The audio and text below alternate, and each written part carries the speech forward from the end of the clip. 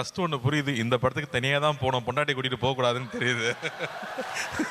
அடி விழுகும். அப்புறம் என் பக்கத்தில் யாரோ ரொம்ப கைத்தறி சிரிச்சிட்டு இருந்தாங்க, இன்னும் கல்யாணம் ஆகலைன்னு நினைக்கிறேன். நீயா அர்ஜுன்? இந்த படம் ட்ரெய்லர் பார்த்துட்டு பிரமாதமாக இருக்குன்னு சொன்னால் வீட்டுக்கு போக முடியாது. ஆனாலும் ஐ திங்க் சூர்யா சார் சொன்ன மாதிரி படம் பார்க்கணுன்னு ஆசையாக தான் இருக்குது. And I think it's gonna be very exciting. ஏன்னா சார் சொல்லிட்டு இருந்தார் இல்லையா, மக்கள் தியேட்டருக்கு வந்து என்ஜாய் பண்ணணும், சந்தோஷமாக இருக்கணும்னு எதிர்பார்க்கும்போது இந்த மாதிரி ஒரு லைனில் there is so many fun moments that you can expect. நமக்கு ஒரு பஞ்சதந்திரம் ஒரு கிளாசிக் இருக்குது, அது மாதிரி இன்னொரு கிளாசிக்காக அது வரப்போகுதுன்னு தான் நான் நம்புகிறேன். இது so all the very best for the team, best wishes. Fantastic. And உங்களுடைய நண்பன் கிட்ட ஸ்பெசிஃபிக்காக என்ன சொல்லணும் அப்படின்னு ஆசைப்படுறீங்க? ப்ரொடக்ஷன், டிரெக்ஷன், நிறைய ரெஸ்பான்சிபிலிட்டிஸ் எடுத்துக்கிறாரு. இல்லை, இந்த படத்தை பொறுத்த வரைக்கும் அவர் ஹீரோவாக நடிச்சிருவார். ப்ரொடியூசராக அவர் மாறாருன்னு சொல்லும் போது நண்பனாக நான் வந்து அட்வைஸ் பண்ணல, ஃபோன் பண்ணி யார் ப்ரொடியூஸ் பண்ண போகிறாங்க, யார் பார்க்க போகிறாங்க. ஏன்னா I know it's production it's not an easy job, but I know is capability. இந்த ஃபங்க்ஷன் ஆர்கனைஸ் பண்ண விதமாகட்டும், இவ்வளோ பெரிய இவெண்ட் இது வரைக்கும் நான் ஒரு ப்ரொடக்ஷன் லான்ச்சை தமிழ் சினிமாவில் இப்படி நான் பார்த்ததே இல்லை. So I am so proud, so proud for what is doing. So let it continue, let it become big success. So அதுதான் ரொம்ப ஆசை, எனக்கு ரொம்ப ஆசைப்படுறேன், பெரிய சக்ஸஸ் ஆகணும். ஆனால் ரவி ரொம்ப அழகாக சொன்னான், ஏன் நான் ஆரம்பிச்சிருக்கேன் அந்த ப்ரொடக்ஷன் ஹவுஸ்ன்னு. அவ்வளோ டேலண்ட் இருக்காங்க, எல்லாருக்கும் ஒரு பிளாட்ஃபார்ம் தேவைப்படுது, யாராவது ஒருத்தர் கை கொடுத்து தூக்கி விட மாட்டாங்களான்னு ஏங்குறவங்க அவ்வளோ பேர் இருக்காங்க.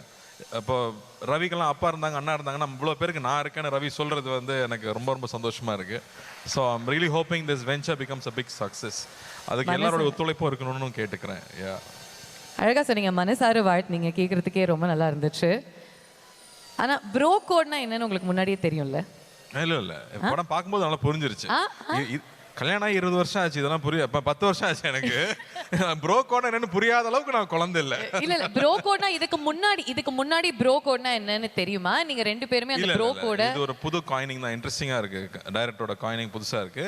பட் எங்க ரெண்டு பேருக்குள்ள நாங்க நிறைய பேசியிருக்கோம், அதெல்லாம் ஸ்டேஜ்ல சொல்ல முடியாது. But I think we had great time. I think நான் ரவியனை எப்போ ஃபர்ஸ்ட் பார்த்தேன்னு நான் சொல்லணும்னு ஆசைப்பட்டேன். ஆக்சுவலாக ரவி அண்ணா வந்து எனக்கு எப்படி பழக்கம்னா, நான் முதல்ல சினிமாவுக்குள்ளே வரணும்னு ஆசைப்படும் போது ரவி அண்ணா வந்து ஸ்டன் கிளாஸில் இருப்பார். ரவி அண்ணா வந்தாருன்னா பயங்கரமாக பண்ணுவார். நாங்களாம் ஒரு 3 ஃபீட் ஜம்ப் பண்ணால் ரவி அண்ணா வந்து ஒரு 10 ஃபீட் ஜம்ப் பண்ணுவார். அப்போ பார்த்து பயமாக இருக்கும், ஐயோ இந்த சினிமாக்குள்ளே தான் நம்ம வரப்போகிறோமான்னு. கிளாஸ் முடிஞ்சோடனே கூட்டிகிட்டு போய் ஜூஸ்லாம் ஃப்ரீயாக வாங்கி கொடுப்பாரு, காசு கொடுக்க மாட்டார்.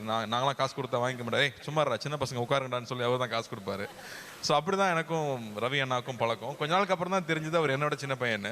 அதுலேருந்து அவர் நான் அண்ணான்னு கூப்பிட்டு அடி வாங்குவேன்னு சொல்லி அப்புறம் ரவின்னு பேச ஆரம்பித்தோம்.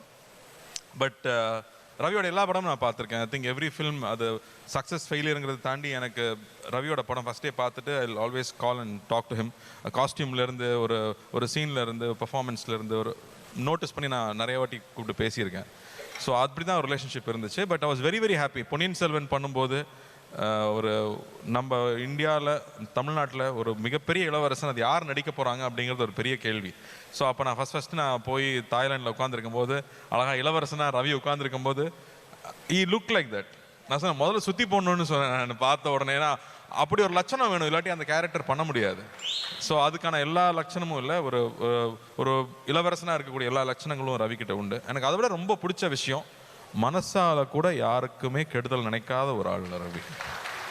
அவனால் நினைக்க முடியாது, he is not mad like that. அதனால் I am so proud of him. And இன்னைக்கு அவன் வந்திருக்கிற தூரமாகட்டும், நாங்கள் 2 பேர் உட்காந்து பேசும்போது எனக்கு ஒரு ஃபுல் நரேஷனே கொடுத்தாரு அவர் ஒரு டின்னர் டேபிளில்.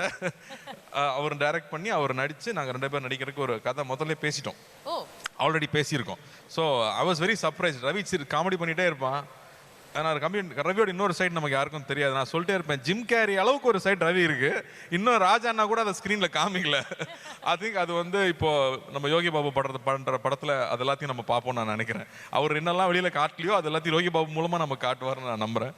So I have always been surprised. அவன் ஜாலியாக மட்டும்தான் இருப்பார்னு நினைக்கும் போது சினிமா நல்லா தெரியும், ஒரு ப்ராப்பர் ஃபிலிம் ஸ்டூடெண்ட்டாக வேர்ல்டு சினிமா அப்சர்வ் பண்ணிகிட்டே இருக்கிற ஆள். இதெல்லாம் ரவி பற்றி யாரும் சொல்லியிருக்க மாட்டாங்க, ஏன்னா அவ்வளோ சீரியஸான சைடு அவருக்கு யாருக்கும் தெரியாது. பட் எடிட்டிங் ஃபுல்லாக தெரியும், எல்லா விஷயங்களும் ஆழமாக பண்ணக்கூடிய ஆள். நான் மேலே பார்க்கும்போது சிரிச்சுக்கிட்டே இருப்பாங்களே சில பேர், படிக்கவே எல்லாம் நல்ல மார்க் வாங்குவாங்கல்ல, அந்த மாதிரி Ravi. So wishing him all the very best. இந்த படம் பெரிய வெற்றி பெறணும். I am so happy to see everybody here. Genelia, Riteish, Shivanna and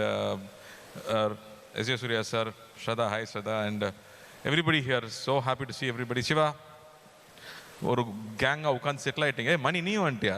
okay. அப்போ அங்கே என்னெல்லாம் ஓடிட்டு இருக்குன்னு நமக்கு தெரியாது. அங்கே வந்து நான் வர்றேன். So happy. இந்த மாதிரி ஒரு ஃபங்க்ஷன் ஐ திங்க் ரொம்ப நாள் ஆச்சு நம்ம ஊரில் அட்டன் பண்ணி. எல்லாரும் ஒன்றா இருக்கிறதே எவ்வளோ சந்தோஷமாக இருக்குது. ரவி டைரக்ட் பண்ணுற படத்துக்கும், கார்த்திக் சார் ஒரே அவர் நடிக்கிற படத்துக்கும், ப்ரொடியூஸ் பண்ணுற படத்துக்கும் மனமார்ந்த வாழ்த்துக்கள். கார்த்திக் சார், நம்ம ப்ரோ கோடை பற்றி எல்லாத்தையும் வெளியே சொல்லிடாதீங்க, எல்லாமே தெரிஞ்சிட போகுது. ஒரு நிமிஷம் மிஸ்டர் ஜி, நீங்க கொஞ்சம் மொல்லமா பேசுங்க. ஏன்னா எங்களுக்கு வந்து எங்களுடைய மானிட்டர்ல வாய்ஸ் கேட்க மாட்டேங்குது. இங்க கொஞ்சம் ஏத்துங்க மிஸ்டர் ஜினுடைய வாய்ஸை. பேசுங்க. கார்த்திக் சார், நம்ம ப்ரோ கோடை பற்றி எல்லாருக்கும் வெளியே சொல்லிடாதீங்க, நம்ம படம் வந்ததுக்கப்புறம் தெரிஞ்சுக்கிட்டோம். நீங்கள் சொன்ன எல்லா விஷயத்துலையும் ப்ரோ கோடை வெளியே எல்லாத்துக்கும் ரிவீல் பண்ணுற மாதிரி சொல்லிடாதீங்க. நம்ம ஜெயம் ரவி சார், நம்ம ரவிமோகன் சார் வந்து அதே ப்ரோ கோடை நீங்கள் சொன்னதுக்கு ஈக்குவலாக என்ன ப்ரோ கோட் பண்ணியிருக்காருன்னு அவர்கிட்டயே ஒரு வார்த்தை தெரிஞ்சுக்கலாம் சார். வாங்க சார், மேலே வாங்க சார். அங்கிருந்தே சொன்னாலே ஓகே தான் சார். அங்கேருந்து ஓகே. சார் சொன்ன மாதிரி உங்களுக்கும் அவருக்கு இருக்கிற ப்ரோ கோட் மூமெண்ட் நீங்கள் ஒன்று சொல்லுங்கள் சார். அது இது சொல்லக்கூடாதுங்கிறது தான் ப்ரோ கோடு, வேற எதுவும் இல்லை. மிஸ்டர் ஜி, நாங்கள் பேசிக்கிறோம் மிஸ்டர் ஜி, அது வேற. பட் ஒரு ப்ரோ கோடில் வந்து ஒரு 10% லெவலில் நம்ம ஓப்பன் பண்ணலாம். அதாவது நானும் கார்த்தியும் என்னென்னா ரொம்ப இந்த லக்ஸரி விரும்பாதவங்க. சம்டைம்ஸ் அப்படியே போவோம், நடந்து போவோம், வாக்கிங் போவோம். எங்கள் 2 பேரையும் வந்து தாய்லாண்டில் வாக்கிங் போகும்போது அண்ணன் தம்பியா நீங்கன்னு கேட்டவங்க நிறையா இருப்பாங்க. அதே தாடி, அதே மீசை, அதே ஹைட்டு, அப்படியே ஒன்றா போகும்போது. ஸோ அந்த ஒரு அன்பான ப்ரோ கோட் எப்போவுமே கார்த்தி கூட எனக்கு ட்ராவல் பண்ணணுன்ற ஆசை லைஃப் லாங் இருக்குது. Bro, thank you for being here bro. Love you bro. Love you too bro. இல்ல 10% ஏதோ உடைக்கிறேன்னு சொல்லிட்டு 1% கூட உடைக்கல. அதான் ப்ரோ கோட். Yes. சொல்ற மாதிரி சொல்லுவோம், நான் சொல்ல மாட்டோம். நன்றி. I have to say, I really loved both of you on stage. Generally, I was so happy to see you back here. And Ritesh, I think first time we are meeting, but my brother keeps talking about you so much. So love you guys. Thanks for coming down. Thank you Karthi. சரி, நீங்க 2 பேருமே நம்ம படம் சேர்ந்து பண்ணணும், நான் நடிக்கணும், நீங்க டைரக்ட் பண்ணணும் அப்படிலாம் பேசிட்டு இருந்தீங்க. ஃபர்ஸ்ட் படத்துலயே என்ன வந்து கூப்பிட்டு நடிக்க வைக்கலன்னு கேட்டிங்களா இல்லையா? இல்ல, அதை விட பெரிய ஆர்டிஸ்ட் இருக்காரு, ஹீரோ வந்திருக்கிறாரு. அவர் இருக்கும்போது இப்படிலாம் நம்ம பேசக்கூடாது. Correct இல்ல? அவங்க நடிச்சு அது அப்படி தூக்கி நிப்பாட்டிட்டு கம்பெனி அப்புறம் நம்ம உள்ள வந்து பேசிக்கலாம். Right, thank you Karthi for your lovely words. ரொம்ப வெளிப்படையா பேசுனீங்க and you told us a lot of things about Ravi அவர்கள் that we didn't know. எங்களுக்கு தெரியாத நிறைய விஷயங்கள் அவரை பத்தி நீங்க ஷேர் பண்ணீங்க. So thank you very much. Bro code இல்ல, நல்ல விஷயங்கள் சொல்றேன். Thank you Karthi. இனி செல்லும் இடமெல்லாம் செய்தி. தந்தை டிவியின் வாட்ஸ்அப் சேனலை ஃபாலோ பண்ணினா செல்ல இருக்கும் இடமெல்லாம் செய்தி. இதோ QR கோட், இப்பவே ஸ்கேன் பண்ணுங்க, ஃபாலோ பண்ணுங்க.